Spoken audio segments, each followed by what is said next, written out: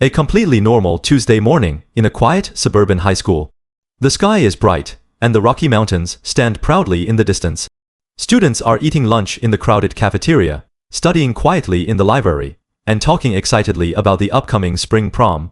The date is April 20th, 1999. But the peace of this Colorado community is about to be shattered forever. Two students, hiding in plain sight, are walking toward the school, carrying heavy black duffel bags. Inside those bags is a devastating plan that will change the American education system permanently. This is the heartbreaking story of the Columbine tragedy. It is a chilling tale of missed warnings, a community torn apart, and a day that forced an entire nation to face an unimaginable nightmare.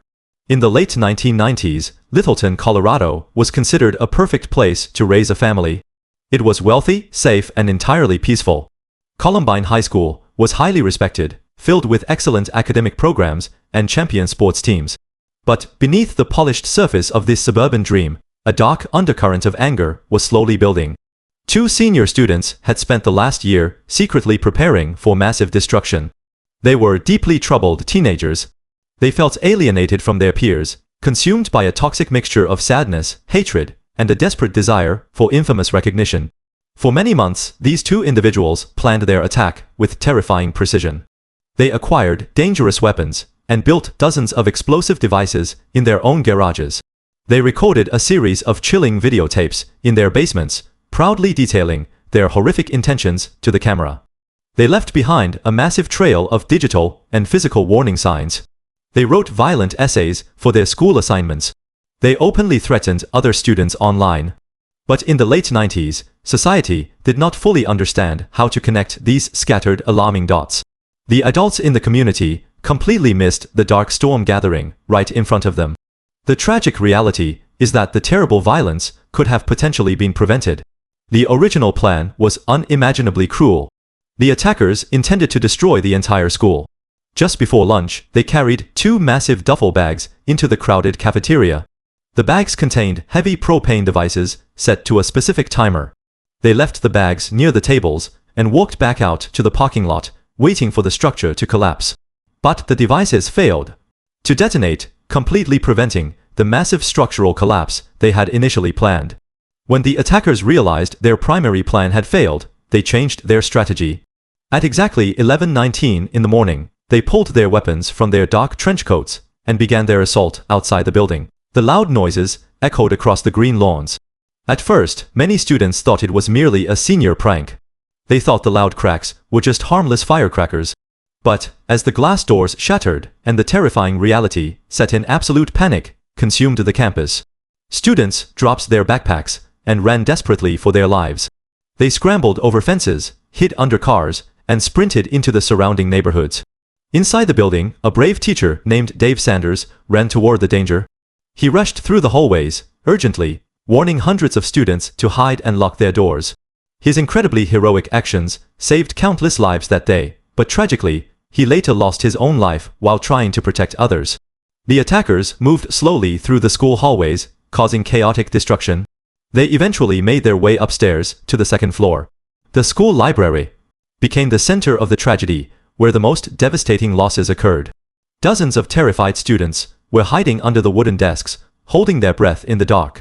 The attackers walked between the tables, taunting the innocent victims before carrying out their unthinkable violence. The sheer cruelty of those moments remains a dark, permanent scar on the survivors. Students frantically called the emergency dispatchers, begging for immediate help. The audio recordings of those desperate phone calls shocked the entire world.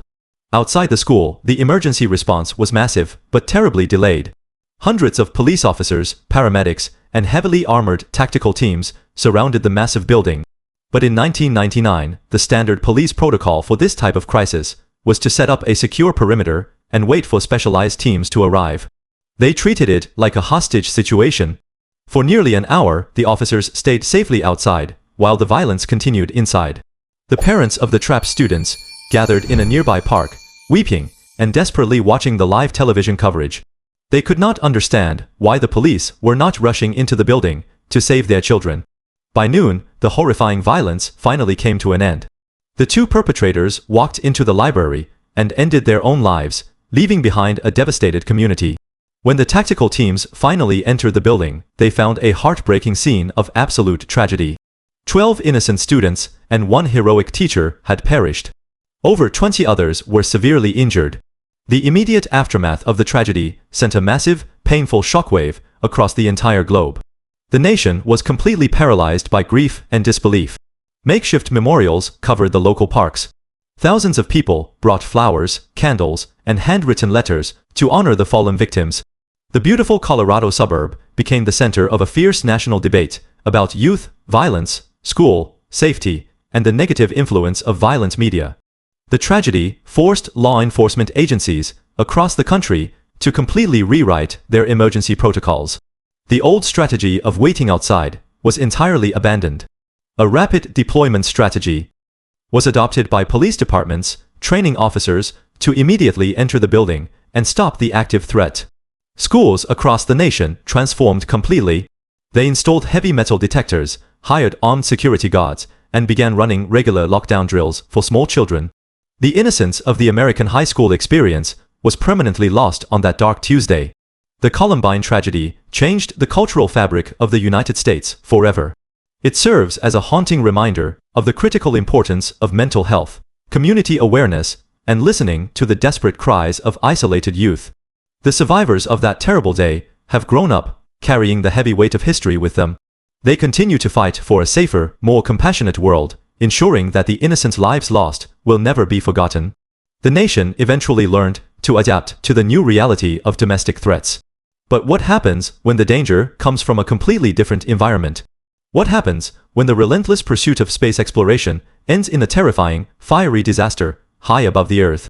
In our next episode, we will travel back to the edge of the atmosphere. We will uncover the tragic final flight of the space shuttle Columbia, the fatal piece of foam, and the devastating loss that grounded the American space program.